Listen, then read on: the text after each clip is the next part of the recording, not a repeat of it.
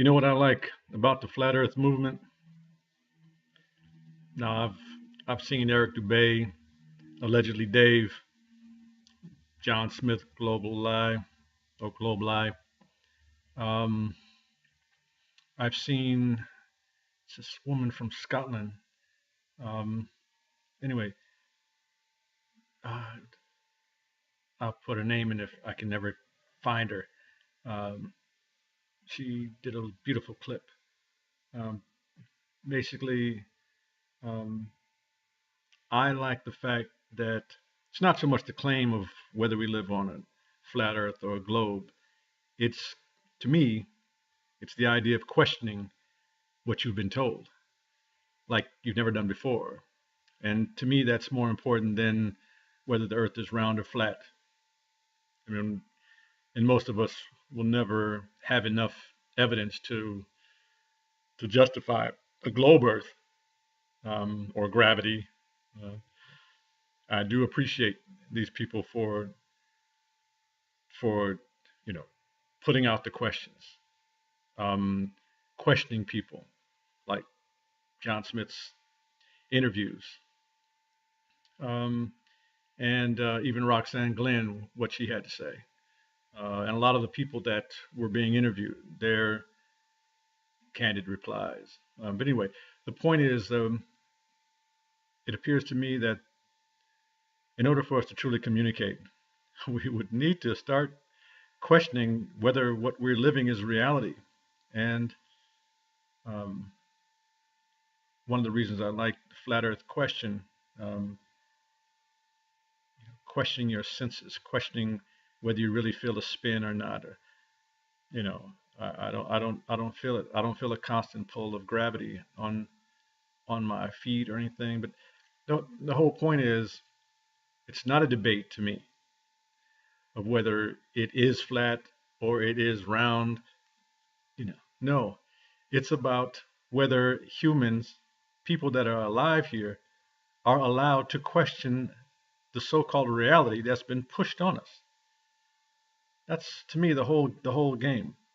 To me, this is the issue.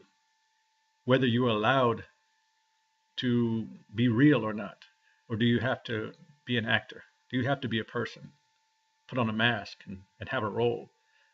Do you have to be one of the labels? Father, mother, uncle, son, daughter, niece, nephew. These are all just labels. Do we have to play the roles that are assigned to them by the definition given in a dictionary or by the accepted culture? Especially since how many times have our culture changed? I mean, if I'm to believe the history that was written, my ancestors were not, well, my grandmother was Norwegian, or so it was said. But the point is, the majority of my ancestors showing this skin color um, were probably native and indigenous to some land, perhaps this one and perhaps Africa and others. I don't know exactly.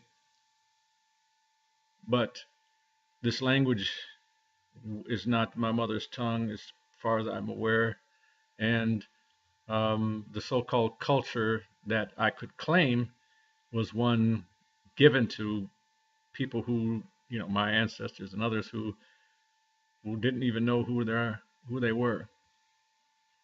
I don't know about the truth of that, but the whole idea is that I'm allowing myself to question whether it's real or not, just like what my senses are telling me about whether this earth is flat, whether the water is level, whether, like John Smith would say, can water conform, to the outside of a ball? Do we live on a globe with bendy water? I love it. I love the fact that we are waking up and asking questions about our reality, as opposed to, being beaten for it or being told that we are not allowed to question, such as the Constitution of the United States telling you that you are not allowed to question the validity of the public debt, something that determines whether you're a slave or not. I mean, if someone says you have a debt and you must pay it, and you must pay it back. Oh, not with whatever you want, but with you know with some piece of paper that we make. and we'll tell you how many of those that we'll give you, and you give us back. I'm just saying, I love flat Earth because the idea is revolutionary in a time like this when so much has been jammed down our throats.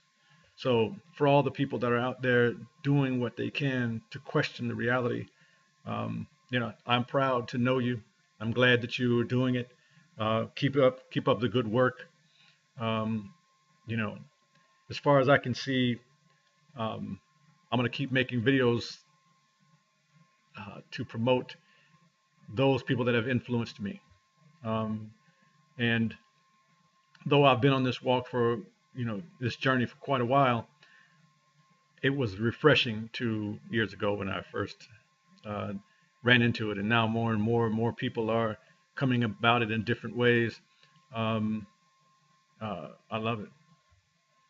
I love what Eric Dubay has said in a lot of his videos, and the way he says it.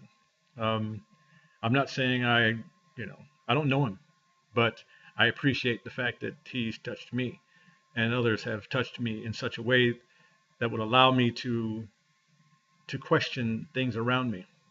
But I can say this: um, there are many in my family and as my so-called friendships and acquaintances that won't allow the questions. So I'm, I'm, I would love to live in a world where it's okay to question everything that exists. God, everything. Air, is this really air we're breathing? What's this consistency? You know, um, it's okay. I'm not threatening anyone, you know, simply asking a question, um, and not accepting the so-called science, that's become one of the latest religions. Um, so anyway, enough of that.